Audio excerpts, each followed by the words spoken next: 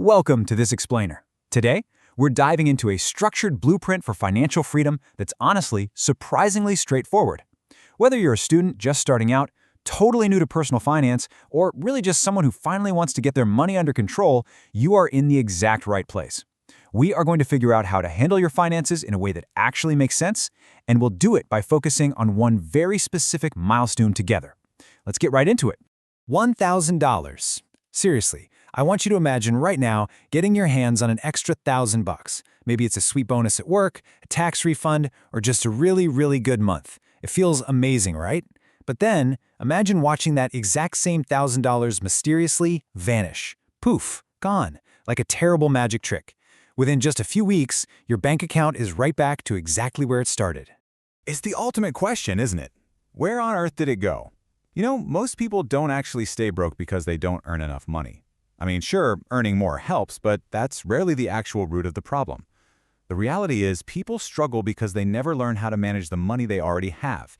They just sort of let their dollars drift away instead of giving them a specific job to do. Well, today, we're putting a stop to that. By the end of this explainer, you are going to walk away with a simple, repeatable system to save way more, stress a whole lot less, and build financial habits that actually stick. Here is our 4-part playbook for today. First, we'll give your money structure. Second, we'll protect your finances. Third, we'll grow your wealth early. And finally, we will define your financial purpose. So, Phase 1. Give your money structure.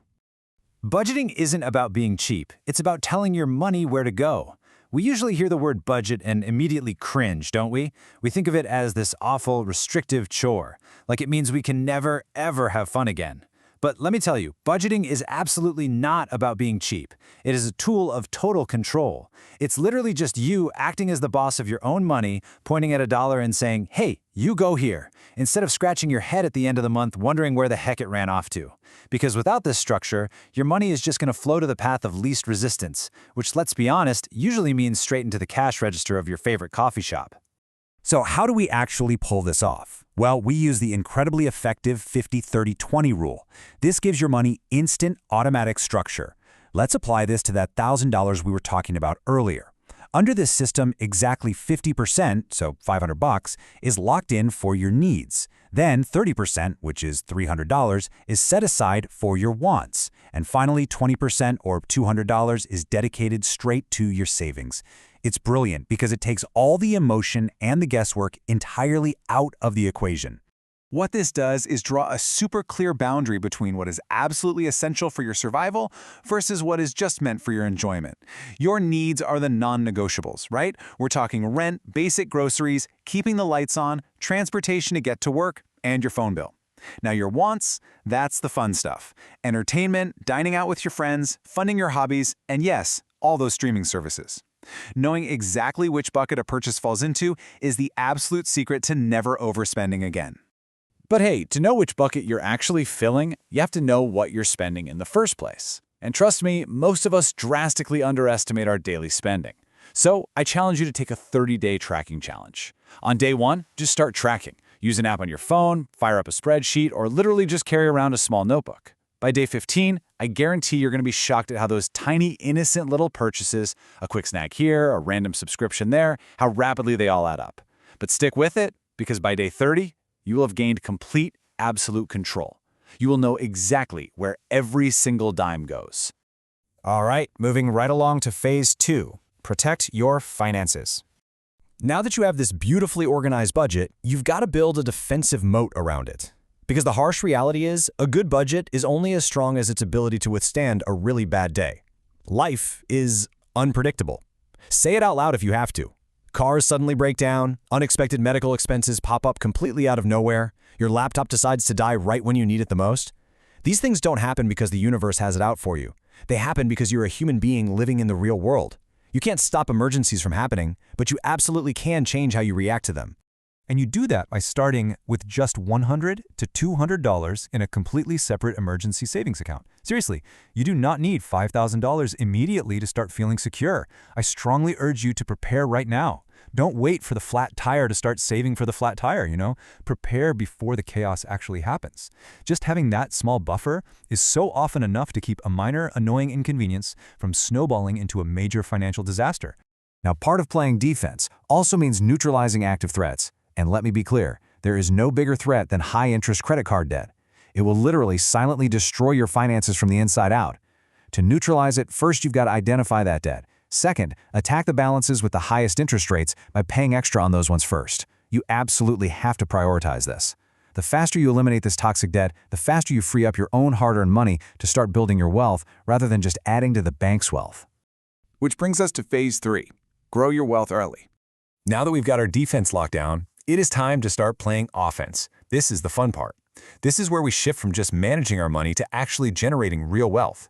Look, a lot of people think investing is just a game for the rich. They think you need thousands of spare dollars just sitting around to even get a seat at the table. Guys, that is a complete myth. You can start with just 20 to 50 bucks a month. Honestly, investing this small amount on a monthly basis is perfect. Why? Because the earlier you begin, the more time your money has to grow and compound. Consistency is always going to beat perfection here. It is not about timing the market perfectly, it's about your time in the market. And hey, while your investments are quietly growing in the background, you can actively work on growing your income.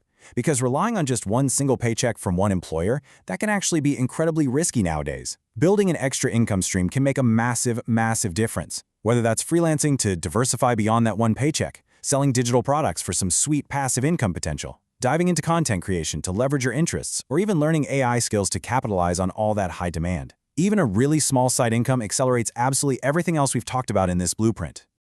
And finally, we arrive at phase 4, define your financial purpose. This is where all the mechanics and the math finally meet your actual life. Because let's be real, saving money just for the sake of hoarding it, that isn't going to keep you motivated for very long. You have to give every single dollar a clear purpose. Maybe your immediate goal is to bump that starter emergency fund up to 500 bucks. Maybe it's to entirely pay off that one nagging credit card. Or maybe your big, exciting goal is to hit a $5,000 savings balance. Whatever it is, grab a pen right now and write it down. The data on this is incredibly clear. People who actually write their goals down are significantly more likely to achieve them. It takes the abstract and makes it suddenly very real. Ultimately, everything we have discussed today, the 50-30-20 rule, the tracking, the saving, the investing, literally none of it is about restricting your life. That is the old, outdated way of thinking. This entire blueprint is about actively creating your freedom. It is about ensuring you have the choices and, more importantly, the breathing room to live life completely on your own terms. So, I want to leave you with this final provocative thought. Your first $1,000 is just the beginning of a much stronger, much more resilient financial future, but only if you manage it wisely. So ask yourself right now, what will your first $1,000 build?